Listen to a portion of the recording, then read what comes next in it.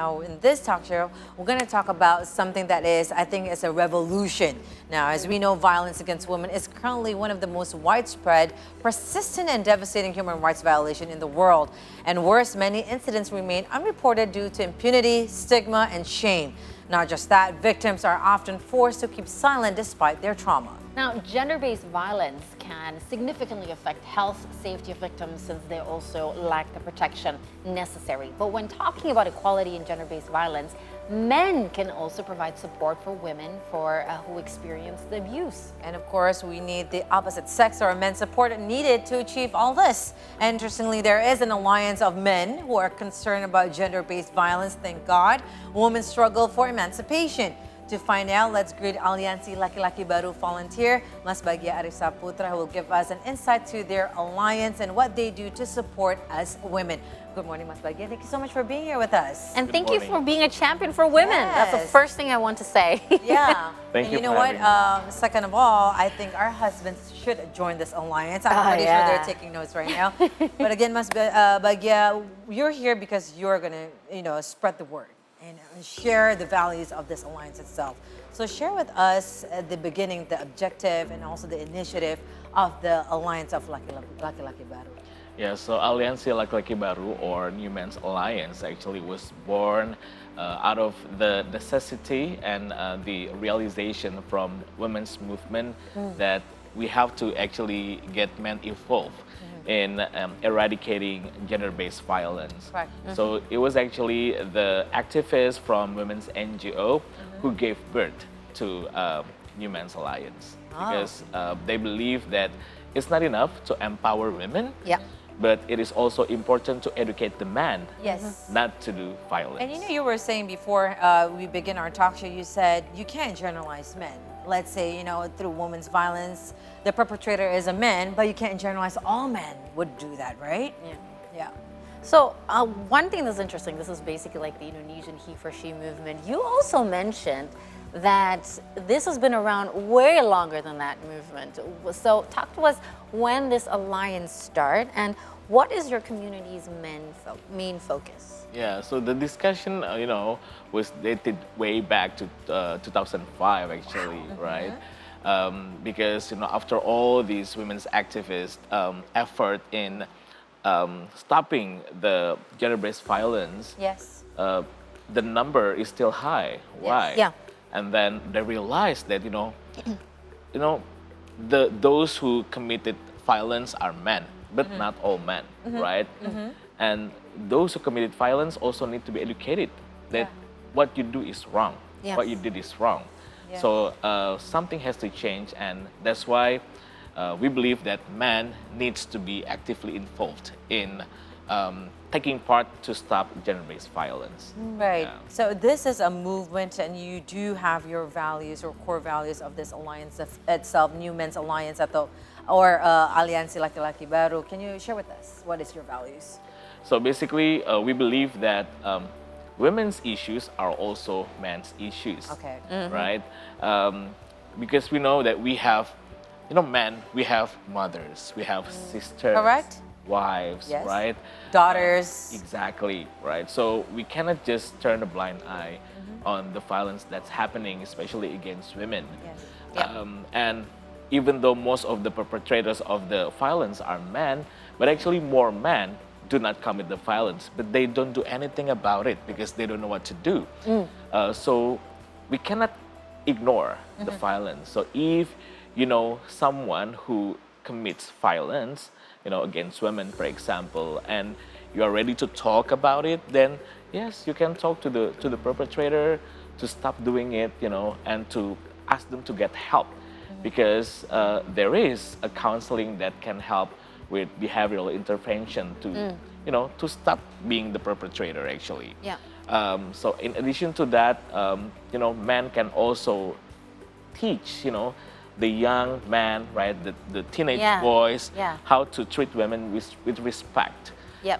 So that is very important. And it is also important for men to always reflect on the way they behave, the way they talk, whether, they are still being sexist or not. So it requires a lot of reflection. And if you happen to have committed violence yourself, then yes, you can again ask for help. You get the help that you need, because there are now NGOs that can provide that counseling.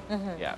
So interestingly, speaking of NGOs, Aliansi Laki-Laki Baru is not an NGO, and you are full of volunteers. Yes. But you also don't, you. I would love to know the programs that you do, because it's very different. Yeah. So again, I would like to emphasize that Aliansi Laki-Laki Baru is not an NGO. Yes. We are a movement. So all of us are volunteers.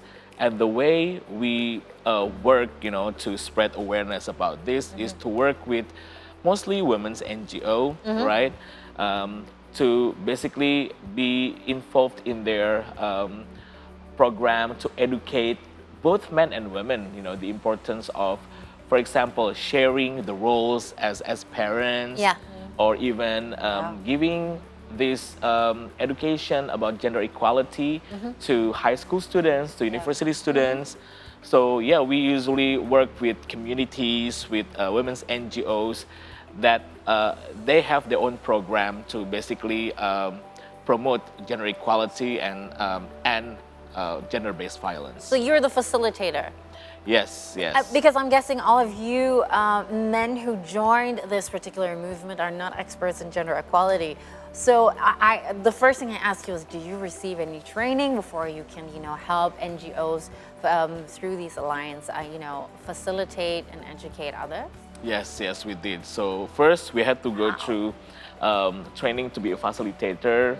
So we were taught issues on human rights, on sexuality, or gender identity by women's activists, actually, from women's NGO, and also from the organization that we worked with before. One of them was Yayasan Puli, or Puli Foundation, that focuses on trauma healing, because a lot of women who become the victim of domestic violence go to them. But also they are receiving the perpetrator of the domestic violence, so they can do the behavioral change. And we were also trained to do that. Wow. Yeah, so behavioral change. Yes, so not only we were trained to be a facilitator, we also were trained to be a counselor for the perpetrator of domestic violence. And I think it is such a great way, because perpetrator, if they were men, I think they'll be more comfortable talking to another man. I mean, it's they understand this perspective even more. In which I am very curious. Let's talk about your field work. When you're with this alliance and with this movement, how open are men, not only to join the volunteer but also to support the movement itself?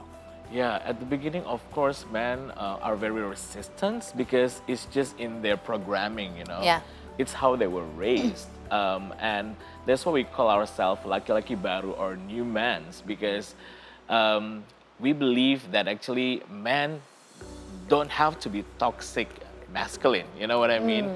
That's where a lot of men, including myself, used to think that, we are superior than women. Right? Because that's just how we were raised in this patriarchal society. It's a culture. It's a civilization, basically, right? So we work to basically deconstruct that belief system. And yes, it is challenging at first, but we have found some strategies, tools, techniques, how they can empathize with women. They can basically put themselves in women's shoes, and to understand that, oh my God, it's not, of course, it doesn't feel good when you are being, the second-class citizen, for example, or when you become the victim of, violence. So yeah, we do a lot of that kind of work to help these men have some sort of breakthrough. Okay, now I understand that I cannot be who I was before, for example. Breaking that glass door, though, that stigma, it is not an easy path, but it could be done. It seems so. Yeah, you're right, because patriarchy is cultural. It's not what masculinity actually means, being, superior. But very interestingly, what I wanted to do, what was the biggest story? I really wanted, because I've always wanted to talk to somebody who's had like real life experience doing these things and being actually involved in changing what, you know, in changing the actual scenes of what's happening. So can you talk to us like one of the biggest impact that you yourself as a volunteer have experienced, like whether it was empowering the women or like, I mean, women must feel also so empowered when they see that there are men that are championing them, right? For instance, or you've also mentioned the behavioral correction counseling or advice giving from men to men. What was the biggest story and exciting story that you've experienced as a volunteer? Okay, basically because I'm a volunteer, so I don't work at ILB, right?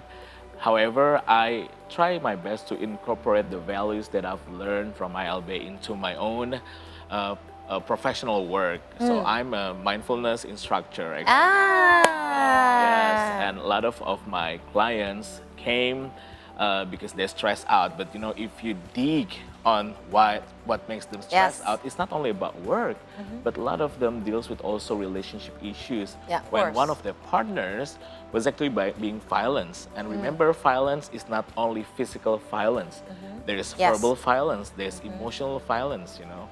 And a lot of these victims, who are mostly women, you know, came forward and share their journey and their struggle, and you know, ask for help basically. And for me, having gone through the training, I really understand, you know, what they went through, and I talked to them, and even the husband later would want to basically come for counseling, for example, and they want to fix their relationship basically. So for me, seeing how these men, you know, who thought that, you know, being so tough to your wife, you know, or being verbally abusive is just something that's, you know, very masculine. Common. Yes, that's toxic masculinity. Yes, right? That's right. Oh, that's wrong. And you know, I want to fix my marriage, for example. I want to fix my relationship, and that's why these men decided to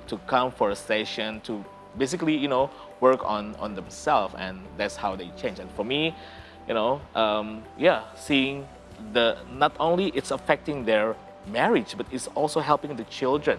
Yes, of course. Yeah, because healthy marriage produces mentally healthy children as well, right? Yes. So for me, that's one of the most like touching part of the how Laki Laki Baru's values can really make an impact in my own professional work. Yeah. Wow. Such a great domino effect, right? I mean, for those who are married, you can have a, you know, a fruitful and better and loving marriage. And for those of you who are not married yet, you can prepare yourself for a good marriage and familyship for your future and for your family too. Mas Bagia, thank you so much for being here with us, coming forward and, you know, giving this revelation and this transparency. Again, you are not only the champion for women, but also for men itself. So hopefully the younger generation and our generation also could be a better person itself. So thank you so much. And if you want to know about Aliansi Laki Laki Baru, you can check out lakilakibaru.or.id. They have so many campaigns and also news and features that you would love to see. All right, we're going to take a break right now, but when we return, we'll have more updates from around the world. So stick around right here on The C Morning Show.